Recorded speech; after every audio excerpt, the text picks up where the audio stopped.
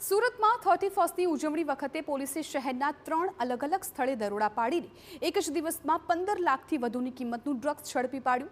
સલાબતપુરા પોલીસે 15 ગ્રામ ડ્રગ્સ સાથે એક આરોપીની ધરપકડ કરી, જ્યારે અઠવા પોલીસે 35 ગ્રામ ડ્રગ્સ સાથે 2 આરોપીને ઝડપી પાડ્યા। એસઓજી પોલીસે પણ ડ્રગ્સ સાથે એક આરોપીને ઝડપ્યો। આમ જુદા જુદા વિસ્તારમાંથી કુલ 4 ડ્રગ્સ વેચનારા શખ્સોની ધરપકડ કરવામાં આવી છે।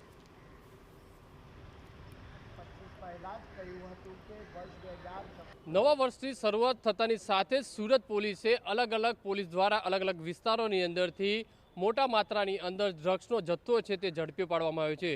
સૌપ્રથમ એસઓજી પોલીસ દ્વારા, અઠવા પોલીસ દ્વારા અને ત્યારબાદ સલાબતપુરા પોલીસે પણ એમડી ડ્રગ્સ સાથે આરોપીની ધરપકડ છે તે કરી છે। અત્યારે જે રીતે દ્રશ્યોની વાત કરીએ તો આજે સલાબતપુરા પોલીસે માહિતીના આધારે 15 ગ્રામ જેટલા જે એમડી ડ્રગ્સ સાથે એક આરોપીની ધરપકડ કરી છે અને તેની પાસેથી જે ડ્રગ્સનો જથ્થો હતો તે કબજે કરીને વધુ તપાસ છે તે હાથ ધરવામાં આવી છે કે આ આરોપી ક્યાંથી જે ડ્રગ્સ લાવ્યો હતો, કેટલા સમયથી આ ડ્રગ્સનો જે વ્યવસાય કરે છે। સાથે સાથે સુરતની અંદર નવા વર્ષના પ્રથમ દિવસે જ એસઓજીએ પણ અમરોલી વિસ્તારની અંદરથી એક જે ડ્રગ્સ સાથે એક આરોપીની ધરપકડ કરી છે, ત્યારે અઠવા પોલીસે પણ કેટલાક ડ્રગ્સના જથ્થા સાથે 2 આરોપીની પણ ધરપકડ કરી છે। એટલે કહી શકાય છે નાના પેડલરો જે છે તેની ઉપર હવે શરૂઆતના પ્રથમ દિવસથી જ પોલીસ દ્વારા અલગ અલગ વિસ્તારોની અંદર જે સઘન ચેકિંગ જે હાથ ધર્યું છે અને આખું વર્ષ આ રીતે જે ડ્રગ્સ પેડલરો છે, ડ્રગ્સ નશીલા વ્યક્તિઓ જે કરતા છે તેમની સામે પોલીસે લાલ આંખ કરી છે।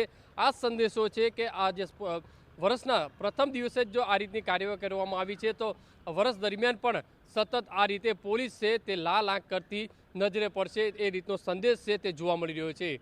કેમેરામેન સંજય ચંડલ સાથે બલદેવ સુથાર, TV9 સુરત।